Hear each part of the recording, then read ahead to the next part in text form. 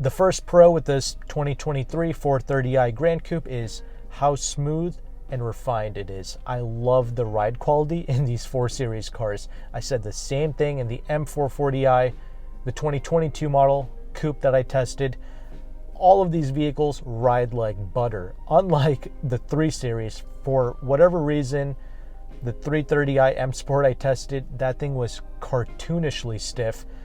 These vehicles, the complete opposite. Plus the 4 Series seems to be a little bit quieter and just smoother to drive as well. The steering is just a little bit more fluid and more appropriately weighted compared to a 330i that I tested, which is all bizarre to say because the 4 Series is supposed to be the sportier version, but that's just not the case here. But I guess one con is the 430i Gran Coupe is not quite as sharp to drive as the 3 Series sedan. It's not a big deal. These things are still very capable at high speeds.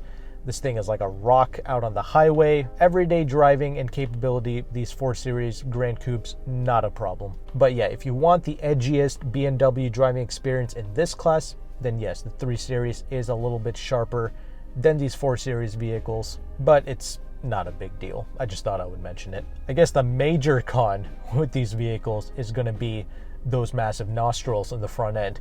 It's not going to be for everyone. Not everyone is going to like it.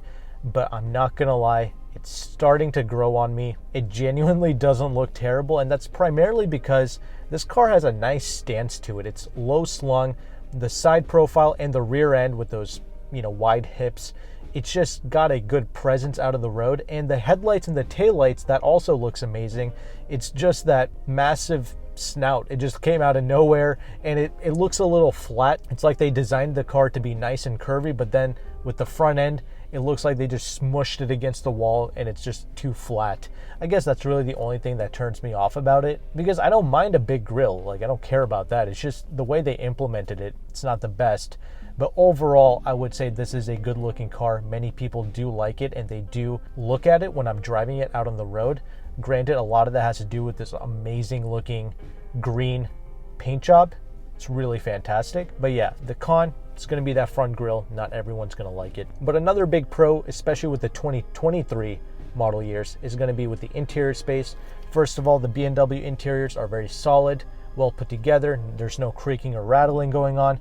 But the infotainment is more traditional here. You have your separate climate control display as well as your separate buttons and switches to access your fan speed, the temperature, and your heated seats. So I think many people are going to like and appreciate this, because for 2024, they're going to give the 4 Series vehicles the new infotainment where they have all the climate control buried into the screen. So if you want to avoid that, the 2023 is the one to get. Plus, this infotainment still looks amazing. It's quick to respond. It's got the wireless Apple CarPlay and Android Auto. It's easy to use. Same thing with the gauge cluster. That also looks amazing. Seats are reasonably comfortable, especially because we have great lumbar support. But the con is going to be with the rear seating space. It's pretty cramped back there.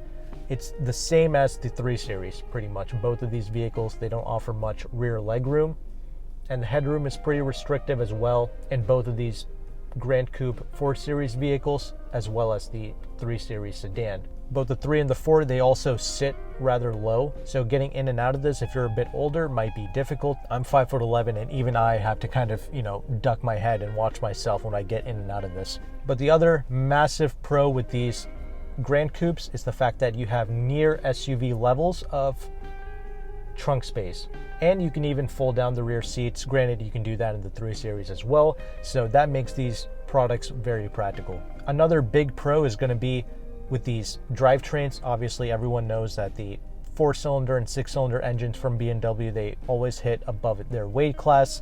They always feel quicker than what the numbers would suggest. And this 8-speed ZF, it is excellent, but I will say one con with this drivetrain is there's just a subtle delay and a lag when you initially floor it. I typically drive around in the adaptive mode, but no matter what mode I'm in, there's that subtle delay. Then it's off and going, but it's not a big deal. And I love the paddle shifters in here. You get nice, crisp, snappy shifts with this every time when you're in the manual mode, so I do appreciate that. And the final pro I'm going to mention is the amazing fuel economy. This is rated to get 23 in the city, 33 out on the highway, but you can meet and exceed these numbers if you drive this car a little bit more mellow. Even the 6-cylinder vehicles get very good fuel economy. And sorry, I'll mention one more thing. The audio system is amazing in this. It's not even the Harman Kardon. This is the base audio, and it sounds so clear, so crisp. The bass is good, but I would still recommend upgrading to the Harman Kardon because it's only $875. You might as well get it. But this is phenomenal. If you're just shopping for this car and you have to buy whatever's on the lot, if you see that the vehicle has the bass audio, I don't think you will be disappointed in it. So overall, great car. I do like it if you can get over the way the front end looks. But that's it for this video. I'll have my next video on the end screen here. Click on it and I will see you there.